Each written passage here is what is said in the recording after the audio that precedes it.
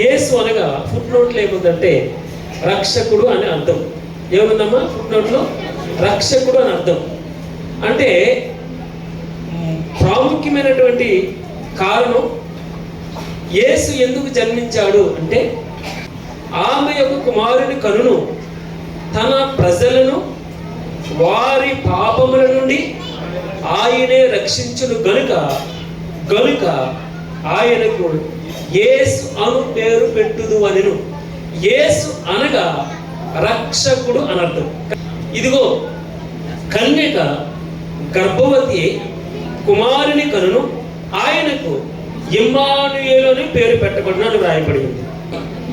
మొట్టమొదట యేసు అని పేరు అనగా రక్షకుడు అని అర్థం. రెండవది ఇమ్మానుయేలు అని పేరు పెట్టుదురు అనగా, ఇమ్మానుయేలు అనగా భాషాంతరమున ఏముందండి? దేవుడు మనకు తోడని అర్థం. ఇప్పుడు యేసు అనగా రక్షకుడు, క్రీస్తు అనగా అభిషక్తుడు, రక్షించుటకు అభిషేకం పొందినవాడు. మొట్టమొదట యేసు అంటే రక్షకుడు అనగా 12 సంవత్సరాల నుంచి, ఎన్ని సంవత్సరాలమ్మా? 12 సంవత్సరాల నుంచి కంటిన్యూస్గా రక్తస్రావం, అనేక వైద్యుల చేత ఎన్నో తిప్పలు పడిన అని వ్రాయబడింది. ఎన్నో తిప్పలు పడిందట. ఎంత మాత్రమునో బాగుపడక మరింత సంకటపడి, అంటే సంకటపడి అంటే ఇబ్బంది పడి, ఎవరి ద్వారా ఎక్కడా కూడా హోప్ లేనప్పుడు, నిరీక్షణ లేనప్పుడు, ఎవరో ఇప్పుడు దూత ద్వారా అన్నాం, దూత ద్వారా, గొల్లల ద్వారా, జ్ఞానుల ద్వారా, సో ఎవరో ద్వారా ఈ ఒక హోప్ దొరికింది ఆ తల్లికి. ఎన్ని సంవత్సరాల నుంచి అమ్మా? 12 సంవత్సరాల నుంచి. మీకు తెలియదు కాదు తల్లులందరికీ. 3 రోజులకి ఎంతో ప్రాణ విలువలాడుతూ ఉంటుంది. 12 సంవత్సరాల నుంచి కంటిన్యూగా అంటే ఎవరితో చెప్పుకుంటుంది? తనకున్నదంతా వ్యయం అయిపోయింది, ప్రయాసపడుతుంది, చింత, మనసంతా చింత, చిరాకు, ఎక్కడికి వెళ్ళలేదు. తనకి ఉన్నదంతా ఖర్చు పెట్టి ప్రయాసపడింది, వ్యయపరుచుకుని, ఎక్కడ ఇంక హోప్ లేదు. రక్షకుడు అనగా యేసు. యేసు అంటే ఏంటమ్మా? రక్షకుడు. మనకు హోప్ దొరికింది. జీవితాల్లో మీకు అనుభవం ఉందో లేదో, చాలాసార్లు క్రిస్మస్ అంటే ఏంటంటే మొట్టమొదట మనం ఎన్కౌంటర్ చేయబడ్డాం, పర్సనల్ ఎక్స్పీరియన్స్ రావాలి భగవంతుడితో. అప్పుడే నిజమైన క్రిస్మస్ మనం ఆనందించగలం. మీరు ఎంతమందికి మీరు మారు మనసు పొందిన రోజు మీకు జ్ఞాపకం ఉందో? మీరు ఎంతమందికి ఏ వాక్యం చేత మీరు పొడవబడ్డారో, ఏ వాక్యం చేత మీ హృదయాలు గుచ్చుకున్నదో ఆ వాక్యం మీకు జ్ఞాపకం ఉందా? ఆ రోజు మనకు జ్ఞాపకం ఉందా? ఏ రోజు మారు మనసు పొందామో, ఏ రోజు మారు మనసు పొందామో ఆ రోజు ఎంతమందికి జ్ఞాపకం ఉంది? తిరిగి జన్మించుట, మరలా జన్మించడం, పుట్టినరోజు ఒకసారి పుట్టామండి. యేసుక్రీస్తు వారు పుట్టారు, ఆయన గురించి మనం సెలబ్రేట్ చేయవలసిన అవసరం లేదు. కానీ మనం రోజు సెలబ్రేట్ చేయాలి. నేడు అని వ్రాయబడింది. పుట్టినరోజు అంటే ఏంటి తెలుసా? నేడు రక్షణ దినం. నేడు రక్షకుడు మీ కొరకు పుట్టి ఉన్నాడు. అన్ని సంకటాల నుండి, బాధల నుంచి, ఇరుకుల నుంచి, ఇబ్బందుల నుంచి, అన్నిటికంటే ముఖ్యంగా పాపం అనేది ఒక పెద్ద రోగం. అది నేను బయటికి చాలా నీతిమంతుడిగా కనపడి ఉండొచ్చు, కానీ లోపల నాకు తెలుసు, భగవంతుడికి తెలుసు, మీకు తెలుసు, మీ ఇండిపెండెంట్గా తెలుసు. భగవంతునితో ఎన్కౌంటర్ చేయబడటం అంటే వాక్యం చేత గొచ్చబడటం. మీ హృదయంలో మారు మనసుని ఫలానా రోజు మారు మనసు పొందాను, ఫలానా రోజున నేను యేసుక్రీస్తుని సొంత రక్షకుడిగా అంగీకరించాను అనగా ఆయనతో ఆ రిలేషన్ మనం కంటిన్యూ చేస్తున్నప్పుడు ఒకరోజు పుట్టినరోజు కాదు, మనకి రోజు క్రిస్మస్. మొదటి అధ్యాయము 21వ వచనంలో మత్తయి సువార్త, ఆమె యొక్క కుమారుని కనును తన ప్రజలను వారి పాపముల నుండి ఆయనే రక్షిస్తాడు. ఎలా రక్షిస్తాడు? చనిపోవాలి, ఇంకా అన్నీ తెలుసు మరియమ్మ గారికి. అందుకే మొట్టమొదట మరియని మనం జ్ఞాపకం చేస్తాం. అవమానాన్ని భరించిన ఈజీ అయింది కాదు. ఆమె వాక్యం తెలుసు, ఆమె ధర్మశాస్త్రం తెలుసు, ప్రవచనాలు తెలుసు. అందుకే ఆమె నిలబడింది, త్యాగం చేయడానికి నిలబడింది. అవమానాన్ని గర్భవతి, భర్తతో కాపురం చేయకుండా గర్భవతి అయిందంటే ఎంతమంది నవ్వి కదండి, అవమానం కదా, భయపడుతుంది. అందుకే అన్నాడు, దూత వచ్చింది భయపడద్దు అని చెప్పింది కదండి. ఏమని చెప్పింది? భయపడద్దు. మొట్టమొదట తల్లికి చెప్పింది భయపడద్దు. ఇదిగో ఏమన్నాడు? ఆమె కుమారుని కనును తన ప్రజలను వారి పాపముల నుండి ఆయనే రక్షించిన కనుక ఆయనకు యేసు అనగా రక్షకుడు అని పేరు పెట్టారు. 12 సంవత్సరాల నుంచి కంటిన్యూస్ బ్లీడింగ్, రక్తస్రావ రోగంతో ఉన్న ఆ తల్లి ఎక్కడ హోప్ లేదండి. రక్షణ అనేది లేదు. రక్షణ అంటే ఏంటి? దాని నుంచి విముక్తి లేదు, విమోచన. ఇంకొక విధంగా చెప్పాలంటే స్వస్థత ఎక్కడ తగ్గట్లేదు. ఎన్ని మందులు పడింది, ఎంత స్పెషలిస్ట్ దగ్గరికి వెళ్ళినా తనకున్నదంతా గైపరుచుకుని దేవదేవుని గురించి విందండి. ఆయన వెళ్తూ ఉన్నాడు. జస్ట్ తన మనసులో అనుకుంటే విశ్వాసం అంటే ఎంత గొప్పగా ప్రాక్టీస్ చేస్తుందో తన మనసులో అనుకుంటుంది. మీకు అద్భుతం జరగాలంటే మీకు భగవంతునికి లేదా మన విశ్వాసాన్ని ప్రాక్టీస్ చేయడంలోనే ఉంటుంది. ఎక్కడ నీవు చేయి పెడితే అదెంత భయంకరమైన రోగమైన కూడా తగ్గుతుంది. వాక్యం చెప్పే మాట ఇది. ఆమె తన మనసులో అనుకుంటుంది వస్త్రపు చెంగు ముట్టితే చాలని. ఆమె జస్ట్ వస్త్రపు చెంగు ముట్టిందండి, ఎంత ఇన్స్టెంట్ ఆమె ఫీల్ అవుతుంది. రక్త ధార కట్టుబడిపోయిందంట. దేవుని నామమును మహిమ కలుగుగాక. విముక్తి, యేసులో విముక్తి, విమోచన, రక్షణ. అది ఆ పేరు యేసు అనగా రక్షకుడు అని అర్థం. యెషయా గ్రంథం 9:6 మనం చూస్తాం. ఏలయనగా మనకు శిశువు పుట్టెను, మనకు కుమారుడు అనుగ్రహింపబడును, ఆయన భుజం మీద రాజ్యభారం ఉండునని రాయబడింది. భగవంతుడు చెప్తాడు, పేతురు రాసినటువంటి 2వ పత్రిక 5:7 చెప్తాడు కదా, మిమ్ముని గురించి చింతించుచున్నారు అంటూ కింద ఒక మాట చెప్తాడు, లక్ష్యము చేయించున్నాను. చాలా మట్టుకండి అన్ని బాగున్నప్పుడు అందరూ వస్తారు మన ఇంటికి, డబ్బు ఉన్నప్పుడు చాలా మంది మనల్ని పలకరిస్తారండి. ఇదిగో నశించిన దానిని వెదకి రక్షించుటకు మనుష్య కుమారుడు వచ్చాడు. తిమోతికి రాసిన పత్రికలో పాపులను రక్షించుటకు యేసుక్రీస్తు వచ్చిన మాట నమ్మదగినది పూర్ణాంగీకారమునకు యోగ్యమునైనది సూత్రం. అనగా రక్షణ ఆయన మన చింతంతా ఆయన మీద వేసుకున్నాడు, మన పాపమంతా ఆయన మీద వేసుకున్నాడు, మన బరువంతా ఆయన మీద వేసుకుని చెప్తూ పేతురు రాసిన 2వ పత్రిక 5:7 అంటాడు, నేను మిమ్మల్ని గురించి చింతించుచున్నాను గనుక, అనగా ఫుట్నోట్లో వ్రాయబడింది, లక్ష్యము చేయుచున్నాను గనుక మీ చింత యావత్తు నా మీద వేయుడి అని వ్రాయబడింది. చింతించొద్దు, దుఃఖపడొద్దు, భయపడొద్దు. ఈ రోజున మనకి ఈ వాగ్దానం ఇది. క్రిస్మస్ సందర్భంగా మనం ఇండిపెండెంట్గా, మనం వ్యక్తిగతంగా, మన హృదయపూర్వకంగా చాలా చక్కని, మీకు పై కనబడక్కర్లేదు క్రిస్మస్ జరుపుకునేవాడు.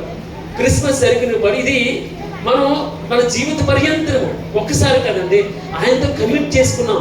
భగవంతుడితో చెప్తాడు కదా రోమీయులకు రాసిన పత్రిక 8వ అధ్యాయంలో, ఇదిగో నీ కళ్ళు నీ ఇష్టం వచ్చిన చూడడానికి, ఇక మీదట నీ కళ్ళు నీ సొంతం కాదు, నీ మనసు నీ అధికారం కాదు. నువ్వు చెప్పినట్టల్లా, కళ్ళు చెప్పినట్టల్లా, చెవులు చెప్పినట్టల్లా, నీ హృదయం చెప్పినట్టల్లా వినడానికి నువ్వు శరీరములకు దాసుడు కాదు అన్నాడు. అంటే దాని అర్థం ఏంటో తెలుసమ్మా, మనం ఆయన అధీనంలోకి వెళ్ళిపోయాం. అంటే ఇప్పుడు ఆయన మీద రాజ్యభారం ఉందట.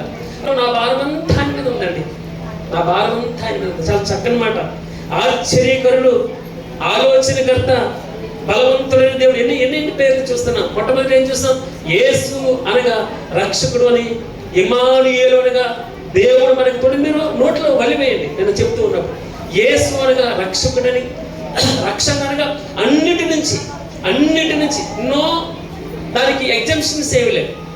ఇది సాధ్యము, ఇది అసాధ్యమని లేదు అన్నాడు. ఇదిగో నేను సర్వశరీరులకు దేవుడును, నాకు అసాధ్యమైనది ఏదైనా గలదా? ఇర్మీయా రాసిన గ్రంథం 32:17 వచనంలో మాట్లాడుతాం, శూరుడా మహాదేవ, నీ అధిక బలము చేతను చాచిన బాహువు చేతను భూమి ఆకాశం సృజించావు ప్రభువా, నీకు అసాధ్యమైనది ఏదైనా కలదా? అసాధ్యమైనది లేదు నీకు అన్నాడు.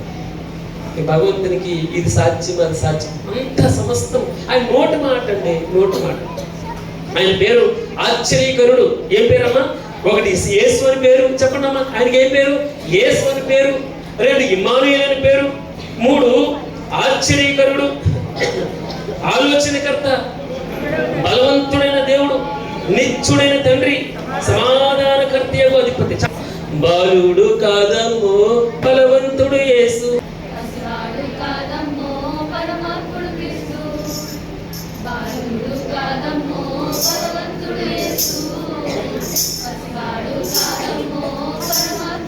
ప్రసంగి మనవరాలు అక్కడి నుంచి ఆప్సాబా కొట్టుకుపోతుంది కదా, చూసే భలే సంతోషమైంది నాకు నిజంగా. అప్పుడే దాని అప్పుడే ప్రశ్నించిన అమ్మాయి ఎలా ఉంటుందో అలాగే కొట్టింది, ఇలా పడిపోయింది నిజంగా. అంటే నేనేం చెప్తున్నానంటే బాలుడు కాదు, ఏంటంట? బాలుడు కాదమ్మో,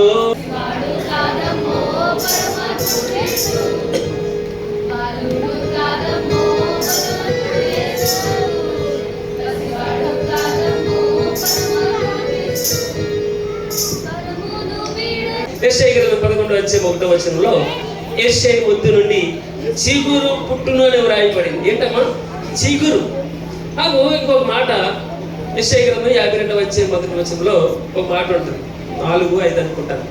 అక్కడ ఆయన నలిగిన రెల్లును విరువాడు అని వ్రాయబడింది. సరే, ఇరిగిపోయింది, ఇది పడేసిదే కదా.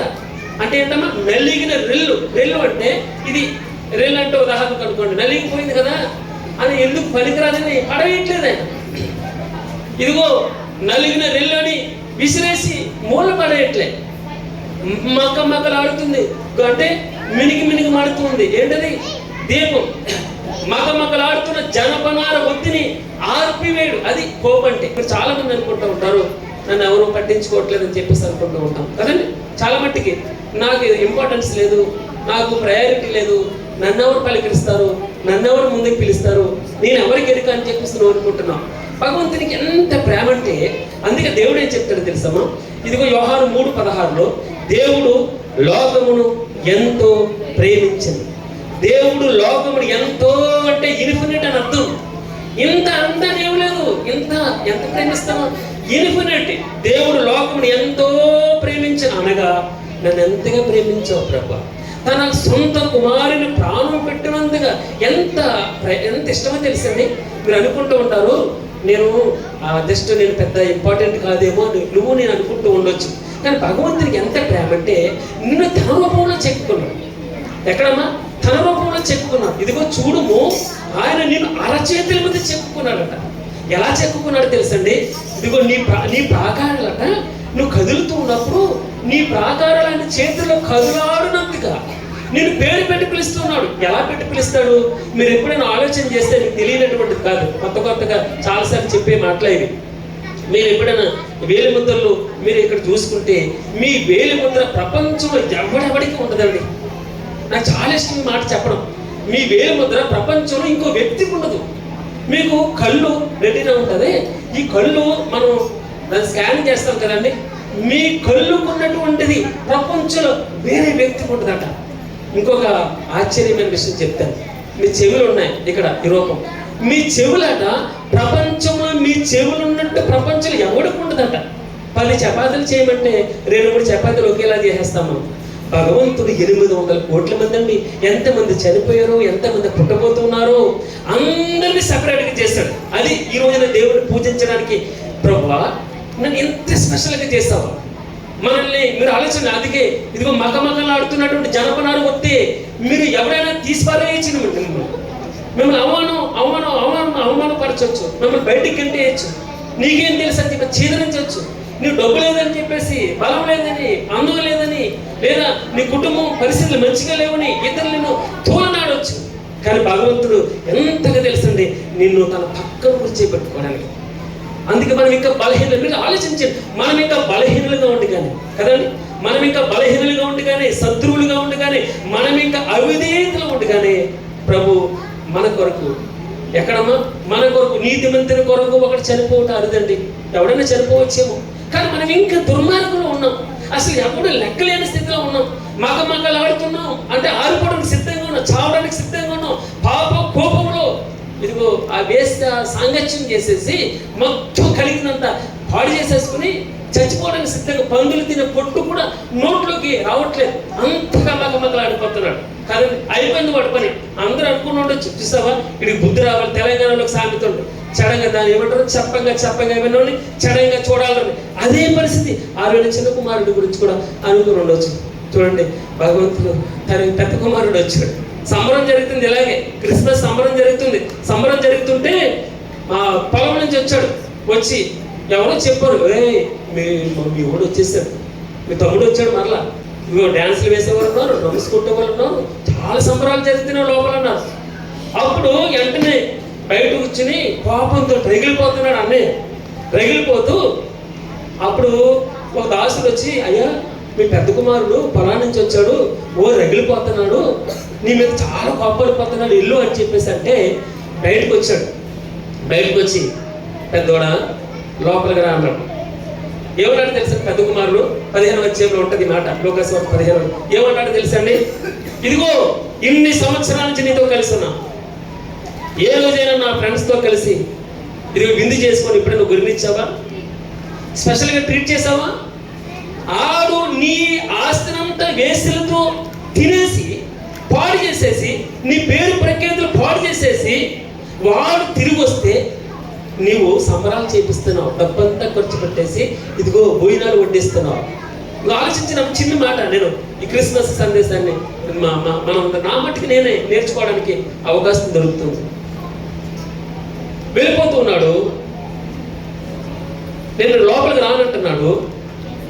అప్పుడు తండ్రి చూడండి, తండ్రి ప్రేమ అంటారు మనం ఎంత చూడండి, ఎంత ఘోర పాపం అంటే అండి, ఘోర పాపం వాసన వస్తుందండి, పెంట వాసన వస్తుంది. చిరాకున్నాడు మనిషి, అసలు శుభ్రం లేదు, మనిషిగానే లేడు. ఇది నా జీవితం. అదే అందుకే నన్ను క్రిస్మస్ ఆనందం అంటే అంతగా మారు మనసు గురించి మనసు మారడం గురించి నేను మాట్లాడతాను. చచ్చిపోయినాడు తిరిగి బతికాడు రా, చచ్చిపోయినాడు తిరిగి బతికాడు. ఎంత ఏడ్చాడు నీకేం తెలుసు? చాటు నేడుస్తాడటండి. క్రిస్మస్ ఆనందం అంటే తెలుసమ్మా, తండ్రి చాటు నేడుస్తాడు. ఎవరికి చెప్పుకోలేకపోతున్నాడు. ఎవరు చెప్పుకుంటాడు?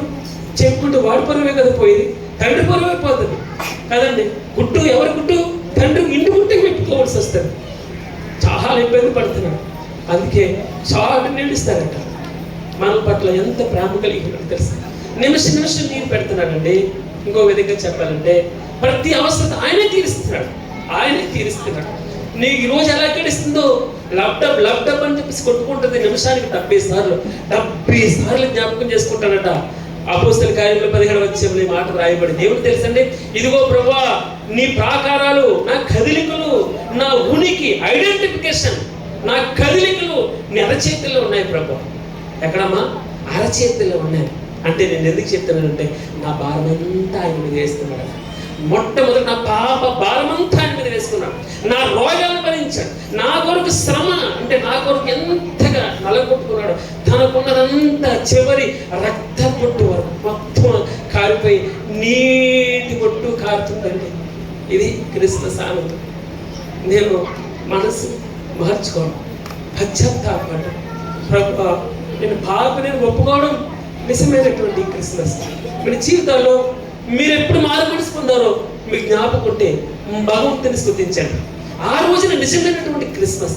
ప్రభువా ఇదిగో చాలా నాటికి వ్యభిచారం ఒక రోగం, పాపం అనే రోగం, ఇదిగో త్రాగుడైనటువంటి రోగం, ఒకరి కుండలు చెప్పే రోగం, అసూయ అనే రోగం, మదం, మత్సరం, కామం, క్రోధం, మనం పాప రోగం అన్నిటి నుంచి అందుకన్నాడు సమస్త దుర్నీతి నుండి.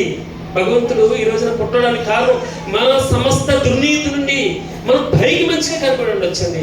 మన నిజంగా మన స్టేటస్ తీస్తే, మన హిస్టరీ తీస్తే, నువ్వు పుట్టిన నాటి నుండి ఇప్పటి వరకు నీ రికార్డ్ అంతా భగవంతుడి దగ్గర ఉంటుంది. అందుకే మనుషుల ఆంతర్యమును ఎరిగిన దేవుడు అని వ్రాయబడింది. యోహాను సువార్త 2వ అధ్యాయంలో ఉంటుంది కదా, చివరి వచనంలో ఆయన మనుష్యుని ఆంతర్యం ఎరిగినటువంటి వాడు. ఎవడెవడు కూడా ఆయన గురించి, నీ గురించి నా గురించి ఆయనకి సాక్ష్యం ఇవ్వనక్కర్లేదు. ఎప్పుడు నీ గురించి నా గురించి చెప్పనవసరం లేదు. తెలుసా అండి, ఆయన ఏంటి, ఆయన ఆయన ఆయన ఆయన ఎవరన్నా సమస్తం ఎరిగినటువంటి దేవుడు, ఆంతర్యాలు ఎరిగినటువంటిది. గదిలో తలుపేసేసుకుని నన్ను ఎవరు చూడలేదంటే ఆయన కన్నులు ఎక్కడమ్మా, నేను ఇంకా పిండంగా ఉండగానే, ఎక్కడ పిండంగా ఉండగానే, నా తల్లి గర్భంలో మాంసం ముద్దుగా ఉండగానే ఆయన కన్నులు నన్ను చూచాయి. నా పట్ల ప్రత్యేకమైన శ్రద్ధ కనపరుస్తుంది. ప్రభువా, నీ తాపలు ఎంత పెద్దగా ఉన్నాయి, ఎంత లెక్కించిందని అనుకుంటున్నా ఇసుక రేణువుల కంటే ఎక్కువ ప్రేమ ఉంది ప్రభా. అందరూ అనుకుంటూ ఉంటారు వీడు హోప్ అయిపోయింది, ఇదిగో మకమకలాడుతున్నటువంటి జనపనార వస్తే ఆరిపోతుంది, మునిగిపోవడానికి సిద్ధంగా ఉంది వాడా, ఇదిగో ఈ కుటుంబం కాలిపోవడానికి సిద్ధంగా ఉంది. సాతాను దెయ్యం చెప్తా ఉంటుంది కౌరు. భగవంతుడు మీ గుమ్మములారా తలల పైకెత్తండి, ఏమన్నా గుమ్మములారా తలల పైకెత్తుకోండి, ఇదిగో రక్షకుడు మీ కొరకు ఉదయించాడు. ఇంతకంటే స్థిరమైన ప్రవచన వాక్యం మనకుంది. ఆ వాక్యము తెల్లవారి వేకు చుక్క అనగా యేసుక్రీస్తు వారు. తెల్లవారి వేకు చుక్క మీ హృదయంలో ఉదయించే వరకు ఆ వాక్యము చీకటి గల చోటు, ఎక్కడ పాపం ఉందో, ఎక్కడ రోగం ఉందో, ఎక్కడ అప్పు ఉందో, ఎక్కడ అసమాధానం ఉందో, అక్కడ ఆ హృదయంలో ఉదయిస్తారట. ఉద్ధరించడానికండి. నిజంగా నువ్వు క్రిస్మస్ సెలబ్రేషన్ చేసుకుంటూ ఉంటుంటే ఇదిగో ఆ ఇంటికి కూడా వరద వచ్చింది కదండి, ఆ ఇంటికి కూడా వాన కురుస్తుంది, ఆ ఇంటి మీద కూడా వర్షం వస్తుంది, ఆ ఇంటికి బాధలు, ఆ ఇంటికి అప్పులు, ఆ ఇంటికి ఇరుకులు, ఆ ఇంటికి శ్రమలు, ఆ ఇంటికి అన్ని వస్తున్నాయి. ఇతరే జరిగినట్టు జరుగుతుంది. కానీ తేడా ఏంటి తెలుసా, ఆ ఇల్లు పునాది బండ మీద కట్టబడిన కనుక అది కూలిపోలేను అని వ్రాయబడింది. ఇంకో ఇల్లు గురించి చెప్పాడు. ఆ ఇల్లు ఆశ్రములు ఈ శ్రమలు, కానీ ఆ ఇల్లు ఇసుక మీద కట్టబడింది కనుక అది కూలిపోయిన దాని పాటు చాలా గొప్పది అంటాడు. అందుకే మనము చిన్ని మర్మం మనం తెలుసుకోవాలి. ఒకటి, ఆ వాక్యము చీకటి గల చోటు పాపం ఉన్న హృదయంలో, ఇదిగో దేవుడు అన్నాడు కదా, నువ్వు నిజంగా నీతిమంతుడు అనుకున్నావా, నీకు దేవుడు అక్కర్లేదు. నేను ధనవంతున్నా నువ్వు అనుకుంటున్నావా, నీకు దేవుడు అక్కర్లేదు. నాకు సమాధానం ఉంది, సంతోషం ఉంది, నాకు అన్ని ఉన్నాయి అను అనుకుంటే నీకు యేసు అక్కర్లేదు. ప్రభువా, నేను పాపని.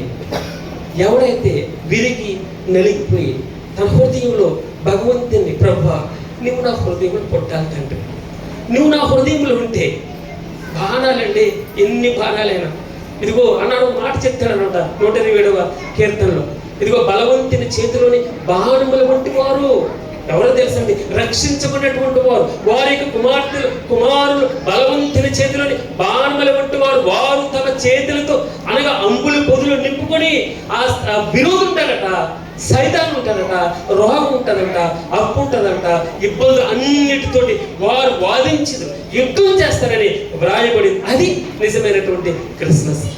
బాధల్ని ప్రభు ఉన్నప్పుడు అన్ని, నేను సత్యవతం గారు మా మధ్యలో ఉన్నారు, చాలా బాధలు, ఇంటి నిండా బాధలు, అన్ని సమస్యలే. కానీ ఆమె ప్రార్థన చేస్తుంది, ప్రభువా నీవే నా దిక్కు, నీవు నా ఆధారం. ఇదండి హోపం. మనకి జ్వరం తగ్గిపోయింది, నేను అందుకు సాక్ష్యం చెప్పుకోవడం గొప్పతనం కాదు.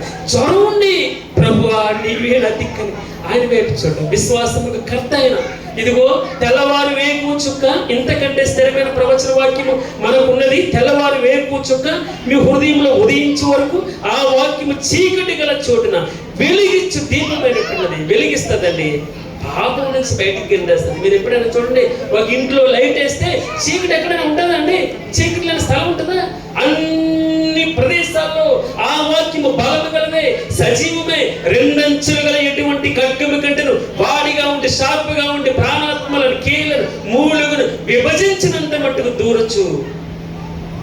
బాధల్ని, అప్పుల్ని, ఇరుకుల్ని, ఇబ్బందుల్ని, అసమాధానాన్ని, వివాహ బంధాలు, చిత్రమైనప్పుడు ప్రతి జీవితాన్ని అన్నిటినీ అది కడతదంటే ఆ వాక్యము బలము గలదే అని వ్రాయబడింది. ఆ వాక్యము బండను బద్దలు చేసి శుద్ధి ఉంటే నేను వ్రాయబడింది. వాక్యం అంటే చాలా షార్ప్ ఉంటుందండి. వాక్యము మన రుచి తెలిస్తే, అది రుచి చూసి క్రిస్మస్ ఆనందం మనకి నిజంగా ఉండాలంటే ఒకే ఒక మాట, మన హృదయం బాగా దూరాలి, నరనరాల్లో దూరిపోవాలి, మూలుగులు దూరాలి. మూలుగు అంటే అర్థమవుతుందమ్మా, మనకి కనబడదు, అది మొత్తం జీవనం అంటే దాంట్లో మమేకంగా లేనవ్వాలని భగవంతుని యొక్క మాట. మరియు ఎందుకంటే స్థిరమైన ప్రవచన వాక్యము మనకున్నది. తెల్లవారి వేపు చుక్కని ఆయన పేరు. అది హృదయంలో ఉదయించే వరకు ఆ వాక్యము చీకటి గల చోటున వెలిగించు దీపమైనట్టున్నది. దాని యందు మీరు లక్ష్యముంచిన మీకు మేలు. 1 తిమోతి 6:15 ఆయన పేరేమిటో తెలుసమ్మా? శ్రీమంతులని అర్థం. చూడండి, 1 తిమోతి 6:15 ఆయన శ్రీమంతుడని, అద్వితీయుడు, సర్వాధిపతి అని, రాజులకు రాజు అని, ప్రభువులకు ప్రభు అని. శ్రీమంతుడట ఆయన పేరు. 2 అద్వితీయుడు, సర్వాధిపతి అట, రాజులకు రాజట, ప్రభువులకు ప్రభు అట. పాట పాడారు. ఎవరు పాట పాడారు? బాలుడు కాదమ్మో. తిమోతి 1:17 చూడండి. 2 తిమోతి 1:17 సకల యుగములలో రాజైన అక్షయుడు ఆయన పేరు. అక్షయుడు, క్షయం లేనటువంటి వాడు, నశించినటువంటి వాడు, సజీవుడు, మృత్యుంజయుడు. ఆయన పేరేం పేరమ్మా? సకల యుగములో రాజు, అక్షయుడు, అదృష్టులకు అద్వితీయ దేవుడు. తీతుకు రాసిన పత్రిక 3:13 మాట ఉంది. మహాదేవుడును, ఏమంటున్నా? మహాదేవుడును మన రక్షకుడైన యేసుక్రీస్తు. ప్రకటన గ్రంథం 15:14 మాట ఉంది. గొర్రెపిల్ల అనగా యేసుక్రీస్తు ప్రభువులకు ప్రభువు, రాజులకు రాజు. ఏ పేరు మళ్ళీ చెప్పండి? ప్రభువులకు ప్రభువు, రాజులకు రాజు. యేసుక్రీస్తు అని పేరు. 2 ఇమ్మానుయేలు అని పేరు. యేసు అనగా రక్షకుడు, క్రీస్తు అనగా అభిషేక్తుడు, రక్షించుటకు అభిషేకం పొందిన వాడని. 2 ఇమ్మానుయేలు అనగా దేవుడు మనకు తోడని. చెప్పండి, ఇమ్మానుయేలు అనగా దేవుడు మనకు తోడు. ఇమ్మానుయేలు అనగా దేవుడు మనకు తోడు. ఆయన ఆశ్చర్యకరుడని, ఆలోచనకర్తని, బలవంతుడైన దేవుడని, నిత్యుడైన తండ్రిని, సమాధానకర్తకు అధిపతి అని, అలాగే చిగురని, ఆయన వేకు చుక్కని, శ్రీమంతుడని, అక్షయుడని, సర్వాధిపతిని, రాజులకు రాజని, ప్రభువులకు ప్రభు అని, సకల యుగముల రాజని, అక్షయుడని, అదృష్టుడకు అద్వితీయ దేవుడని, మహాదేవుడని, రక్షణకర్త అయిన యేసుక్రీస్తు. ఈయన చేసినటువంటి పని ఏంటి? ఏం చేశాడు? మనం ఏమి నేర్చుకున్నాం? ఇదిగో ఆమె యొక్క కుమారుని కొను తన ప్రజలను వారి పాపముల నుండి ఆయనే రక్షించను. ఆయన తన ప్రజలను వారి పాపముల నుండి ఆయనే రక్షించను. తన ప్రజలను వారి బాధల నుండి ఆయనే రక్షించను. తన ప్రజలను వారి అప్పుల నుండి ఆయనే రక్షించను. తన ప్రజలను వారి అసమాధానం నుండి ఆయనే రక్షించను. అన్నిటి నుండి, వ్యసనాల నుంచి, చెప్పలేనటువంటి కామం, క్రోధం, పైకి మౌలిగానే కనపడతారు. కళ్ళు నిండా కామం ఉంటుంది, పైకి బాగా ఉంటుంది, హృదయం నిండా మత్సరం ఉంటుంది, అసూయ ఉంటుంది, కల్మషం ఉంటుంది. ఇప్పుడు మనం నిజంగా మారు మనసు పొంది రక్షించబడడం అంటే, రక్షించబడ్డానంటే రక్షకుడుగా మారిపోయావు. నువ్వు రక్షకుడు. మీరు వెళ్తూ ఉంటే ఉదయం మాట్లాడుతున్నావు, చిన్న క్రీస్తు అనగా నిన్ను కూడా క్రైస్తవులు అంతే మొట్టమొదట క్రైస్తవులను పిలువబడ్డారు. అనగా క్రీస్తుని కలిగిన వారు, క్రీస్తులా ఉన్నవారు, క్రీస్తులా మాట్లాడేవారు. యేసు అంటే ప్రేమని, యేసు అంటే త్యాగం అని, యేసు అంటే క్రిస్మస్ అంటే షేరింగ్ అని, హరిగింగ్ అని ఎన్నో ఎగ్జాంపుల్ చెప్తూ ఉంటాడు. అయితే నీకు ఆయన ఏ విధంగా పరిచయం చేయడం మీరు ఆలోచించారు. ఆయన ఉంటే సమస్త దుర్నీతి నుండి, దేని నుంచి? సమస్త పాపం నుండి, బాధల నుంచి, అన్నించి తేలికైపోవడం అనమాట. తేలికైపోవడం అంటే ఇంకా బరువు ఉండదు. అందుకే తెలుసండి, ప్రకటన గ్రంథంలో మాట ఉంటుంది, అక్కడ అబద్ధమైనది ఉండదు, అసహ్యమైనది ఉండదు, అక్కడ మత్సరం ఉండదు, అక్కడ కామక్రోధాలు ఏమీ ఉండవు. అక్కడ ఎల్లప్పుడూ పరిశుద్ధుడు పరిశుద్ధుడు పరిశుద్ధుడు పరిశుద్ధుడు పరిశుద్ధుడు. చిన్నపిల్లలు వారికి తెలిసి తెలియక చాలా చక్కగా మంచి స్కిట్ వేశారు. అందులో చాలా నాకు నేను నేర్చుకోవాల్సింది. వారు ఎన్నెన్నో సార్లు మనం వాక్యం పేరు విన్నాం. వారు ప్రాక్టికల్గా మనం చేస్తుంటే వారి బిడ్డలు వారు ఇక్కడేమో పాట పాడుతున్నారు, ఆ క్యారెక్టర్స్ అన్నీ పట్టుకొచ్చి ఇక్కడ చూపిస్తున్నారు. కాన్సన్ట్రేషన్ అంతా ఒకరి మీద మీరు చూసారా? ఎవరి మీద ఉంది? ప్రసంగి కూతురు కూతురు చేతిలో ఉన్నటువంటి బొమ్మ. ఆ బొమ్మ ఏంటి? యేసుక్రీస్తు వారు అర్థం. మన కాన్సన్ట్రేషన్ అంతా ఆయన మీద ఉండాలి. విశ్వాసము కర్తయు దానిని కొనసాగించేవాడిన యేసు వైపు. ఇది నిజమైనటువంటి. ఒక్కసారి ఆయన మీద మన దృష్టి నిలిపితే మిగిలినన్నీ ఆయన చూసుకుంటారు. అది ఆయన మనల్ని గురించి చింతించుచున్నాడు అనగా లక్ష్యం చేర్చున్నాడు, పట్టించుకో. అది విరిసేసేదే కదా, పొల్లే కదా, పనికిరానోడే కదా, ఎందుకు రూపాయికి విలువ లేనాడు అని ఇప్పుడు చాలా మట్టుగా నీ నెత్తి మీద ₹1 పెడితే పావలా కొనరా అని వరకు పర్లేదు. కానీ భగవంతుడు పావలా కొనకపోయినా పర్వాలేదు, భగవంతుడికి నేను అంత ప్రేమ. అందుకే దేవుడు ఆయన నిన్ను గురించి లక్ష్యం చేర్చున్నాడు, పట్టించుకుంటున్నాడు. అందరూ విడిచిపెట్టారు, అందరూ పక్కన తోసేస్తారు. ఎవరెవరు నేను పట్టించుకోకపోయినా ఆయన నిన్ను స్పెషల్గా చూస్తారమ్మ.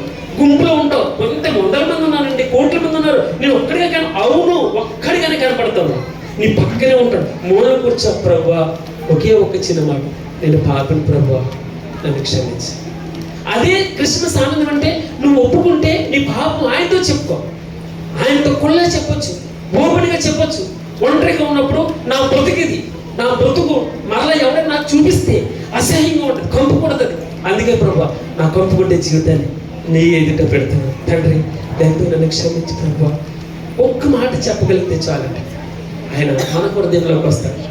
నీ వ్యసనాలను అందించి దేనికోసం నువ్వు తాపత్రయపడుతున్నావు, ఏ త్రాగుడైతే నీకు సుఖాన్ని ఇస్తుందని అనుకుంటున్నావు, ఏ వ్యభిచార తలుపులైతే, ఏ సెల్ ఫోన్ అయితే, ఏ పార్న్ వీడియోస్, ఏదైతే నిన్ను బాగా పెట్టి పెంచేసి కబంధ హస్తాలు నింపేసిందో అది విడిపించడానికి, సమస్తమైన దుర్నీతి నుండి, పాపం నుండి, అపవిత్రత నుండి విడిపించడానికి యేసు పుట్టెను.